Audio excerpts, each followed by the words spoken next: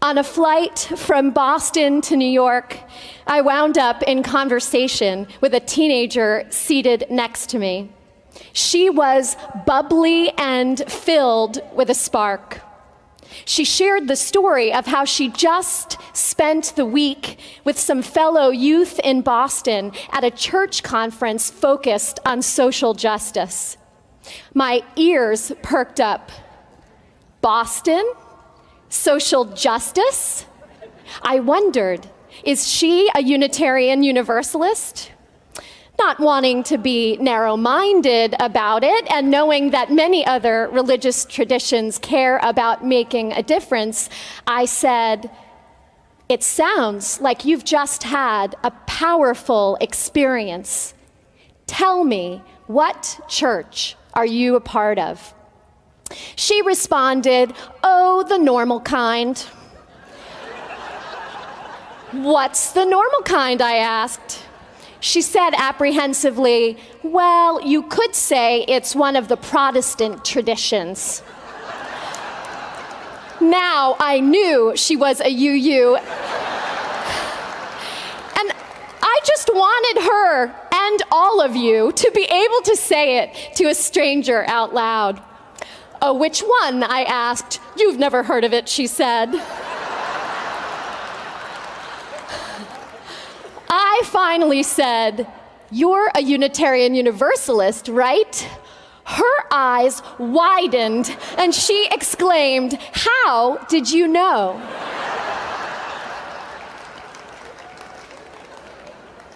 So am I.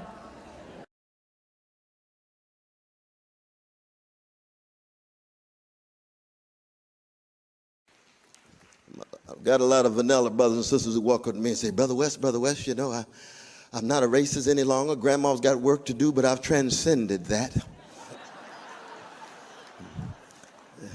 And I say to them, I'm a Jesus-loving free black man and have tried to be so for 55 years, and I'm 62 now. And when I look in the depths of my soul, I see white supremacy because I grew up in America. And if there's white supremacy in me, my hunch is you got some work to do too.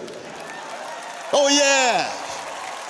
We're not talking about purity. We're not talking about being pristine. What is the quality of your struggle to push it back, to learn how to die in order to learn how to live, to murder what's inside of us? Too much male supremacy inside of me. I grew up in America.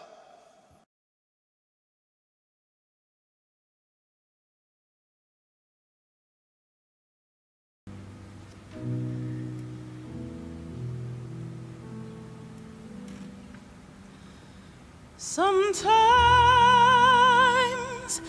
I feel like a motherless child. Sometimes I feel like a motherless child. Sometimes I feel like a motherless child, a long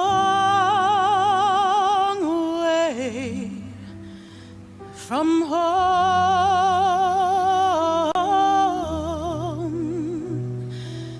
a long way from home. Sometimes I feel like I have no friend. Sometimes I feel like I have no friend. Sometimes I feel like I have no friend. A long way from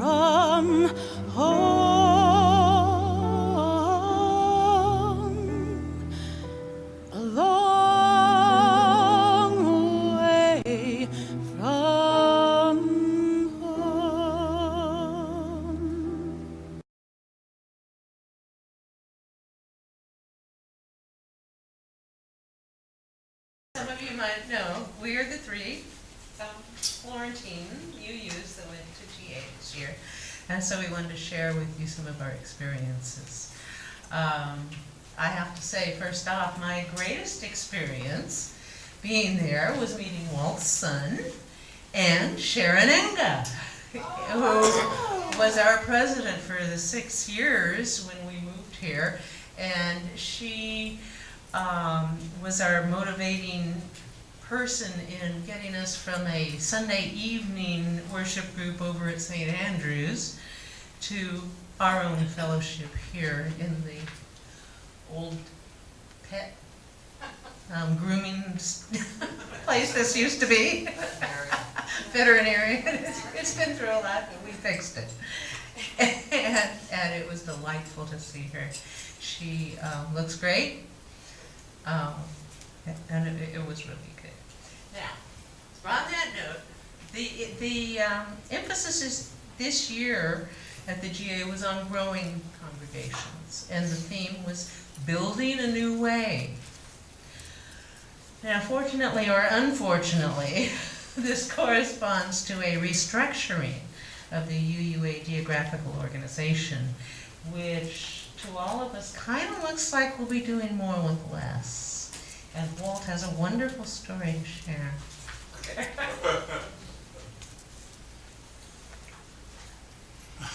I've been aware of this movement that they're trying to consolidate the administration of Unitarianism. And so what essentially they're trying to do is take the districts that we're used to and consolidate all the districts into bigger regions. So our district currently is Oregon and Washington and Alaska and half of Idaho. That's a pretty good sized geographic area. But they want to we're kind of consolidating that into a region. And the region is, if you take Texas and go west and go north. We have to have Texas. No, you don't take, no, we don't have Texas.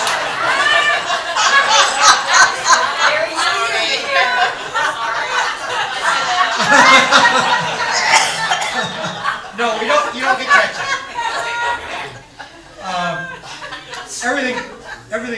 Everything west and north of Texas is now going to be is the western region. Colorado. Yeah, including Hawaii, Alaska, everything. And so the last time I talked to district, they referred me to the specialist that I was supposed to be talking to from the region, and that person lived in Los Angeles. And I thought, this doesn't do me much good if I ever wanted that person to darken our doorway. That's not going to happen. So I didn't sort of like that system, but there was one thing that came out of the system that was really awesome, and that was, because we're now consolidating things, they're freeing up some staff people back in Boston. And the people back in Boston gave me my biggest gift, and that is they are in the process right now of creating a template for a website for churches that is absolutely, totally awesome. It's tested, it's really going to be cool, and we're going to get to use it starting this fall. So there are benefits to the bigger organization, even though I personally would rather see smaller ones. So that's my story. Okay. You're moving. Okay.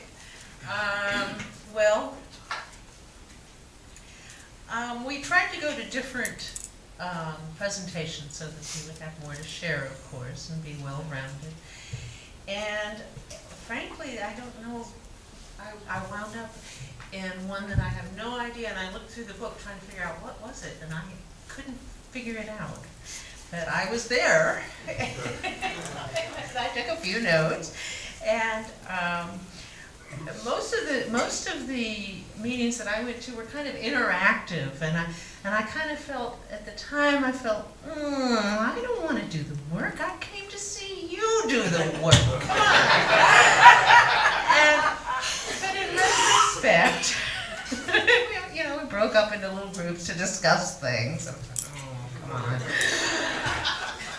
But I did get get a few things out of that. And I actually met a few people from Eugene. I didn't get any names or labels on them, but they were all very welcoming and said they would love to interact with Florence and maybe we could get a connection going there. And so I am optimistic about that. And they are eager to have Patrick, our one youth, and to include him in some of their programs. So hopefully that will happen. It starts with one. It starts with one, and he's a good one. Being you means that you don't have to leave your intellect at the door. These are basically the notes I took. You know, glad curiosity is the language of our faith, not tolerance. We don't just tolerate, we embrace. Come on. And justice ministry is how we do the work. When we speak from a long religious tradition, it gives credence to our words. And I did go to most of the justice, the social justice forums. I attended two on our Commit to Respond. And if any of you go on the websites, UUA, they do have a very good presence there. It's a new initiative of Unitarian Universalists and other people of faith and conscience for climate justice. And it's led by a collaboration between 9 different UU groups. Together they commit to, 1, shift to a low-carbon future where resources are treasured and shared and support systems exist to help all of creation survive this change. The second step in this process will be to advance the rights of affected communities, which are usually poor, people have a little more color in their skin, they're economically disadvantaged communities. That's where all the polluting, I mean, you guys know this, all the pollution and industrial areas, they don't build them in Beverly Hills, okay? And so the rights of affected communities who disproportionately, of course, bear the burdens of climate change, supporting their leadership rights and needs. And number 3, grow. We gotta grow the climate justice movement, fed by hope, rights, and nonviolence that amplifies the voices of affected communities, counters oppressions, and inspires people everywhere to join the urgent creative struggle for justice. So they're taking on the issue of climate change that includes, of course, rising sea levels, farming methods, herbicide use, which is one of our community's dearest issues since they spray around all their drinking water lakes. And some of the people have been tested, and they have very high herbicide levels in their blood. Right here in Florence. Okay, where was I? Oh, and they talked about reframing the issues and speaking from our faith instead of relying on secular data-driven statements that can sound argumentative. You know, when you start stating the facts, people just kind of tune out. And they do, they get argumentative and they pick on a point. But when you speak from the core of our faith, it's like making an I statement. And you can't argue with an I statement. I feel this is wrong. You know, try to argue with that. We're so worried about offending each other, and that was a great reference in the video, that we don't affirm our beliefs we've handed down in our faith. We're more effective when we cultivate virtues such as respect, support, compassion, the usual. Patience, love, non-judgment. Be open, be humble, hopeful, balanced between action and contemplation. Grateful in solidarity and persevering, of course. Spiritual practice involves contemplation, and they suggest we incorporate social justice into our worship programs and create rituals around our mistakes and forgiveness, humility, and grace. If we don't speak up, no one will. And I know David's going to talk more about the talk we just saw with West But his basically said the same thing, you know, looking around at this group, and he mentioned the level of energy in the room and said, you know, if this group can't get justice going, then it's not going to happen. We are the forefront of social justice. They suggested a couple of books, Paul Razor's book, Reclaiming Prophetic Witness, and there was a blog they recommended also, Tom Shade's blog. They are both Unitarian ministers. I believe they're both retired. And they have a lot to say on the issues. Now, do you want to say something else? I have more. Share. Okay. I didn't take any notes in that, but I have some thoughts about what went on. The speakers were amazing. There was one point where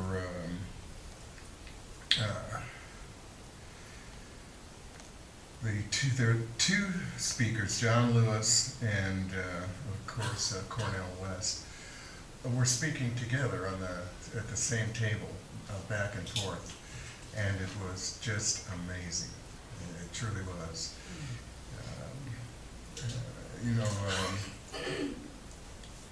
He's John Lewis is a congressman of Georgia, and he was involved in SNCC in the early civil rights movement. He was injured on the bridge walking down to Selma. And he gave a speech that was just amazing. I don't know if any of you heard it, but he was talking to Isa, Daryl Isa, and Daryl Isa wouldn't let him speak. And he let into him very nicely. But it's very, very, very strong person, very strong speaker. And to see the both of them together was great. One thing that I remember is in the General Assembly in the afternoon, there were seats that were reserved for kids, for youngsters. And there were about 100 seats reserved for them. And I was looking at it, and there were about 10 kids in those seats. And I felt kind of let down by that. I was hoping that there would be more young people there.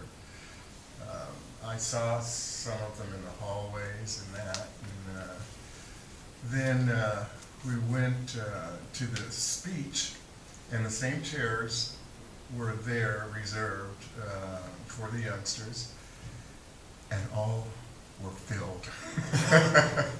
Yeah, so I felt really good about that. Yeah, so there are people that are going to carry on. I was sitting at a table with April, and she left to meet Walt, and I was there, and I had my nose in a pamphlet, so I'm looking at it, and I looked up, and I saw Cornel West standing there. I couldn't believe it. Yeah, so I went over and shook his hand and talked to him, told him I never thought I'd meet you in person. And he was just the most remarkable person, very down to earth, very compassionate person, empathetic, and it was just a wonderful meeting. And Walt and April came back to the table, and I was sitting there, and I told them that, I met Cornel West. Oh yeah, sure. Fortunately, I had an autograph to show. I think he forged it. Yeah, so that was basically it. There was a great time that was had. I went to one workshop, and that was told about people of color joining the church and their stories. And there were a lot of different stories, but the theme mostly was what attracted most of them was the lack of dogma and feeling free to express themselves and be who they are and have who they are being celebrated by everyone, which is wonderful. It's wonderful. And that was about it for me. But those few things were remarkable for me, and that I'd like to share. I also met a Unitarian minister. She was a wonderful woman, and she said that she would like to come and talk to us. So we're going to try and make that happen. So in the future, we'll have a good guest speaker coming. For me, that was it.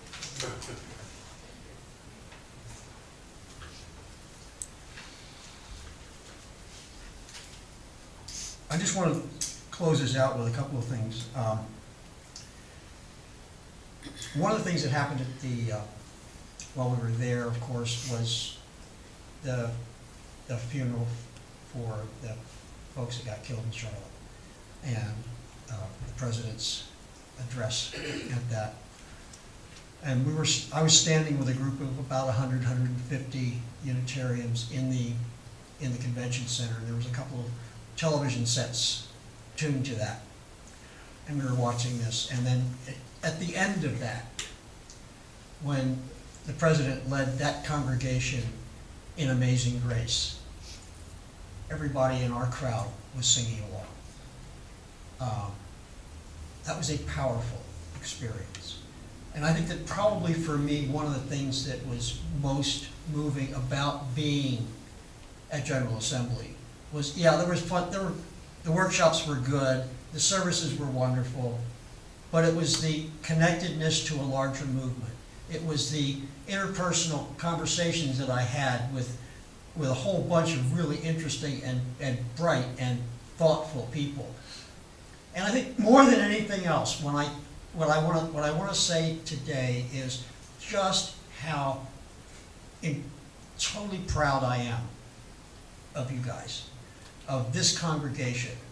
So that when I shared what we do and how we do it, when I tell people, yeah, we're a small congregation and we set goals for sharing our plate, and we don't even come close to not getting it.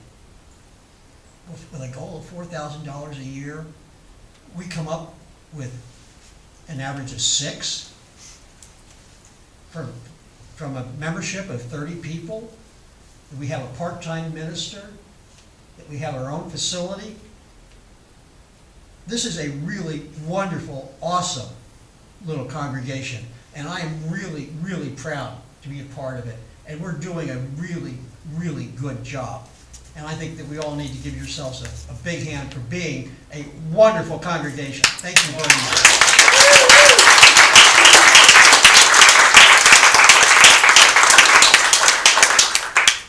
Now I'll turn it back over to Sally.